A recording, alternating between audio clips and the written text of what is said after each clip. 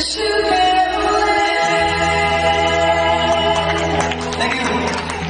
Sorry about that.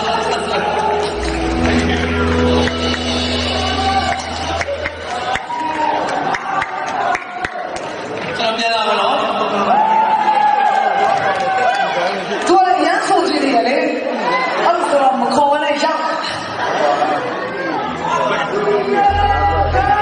တကယ်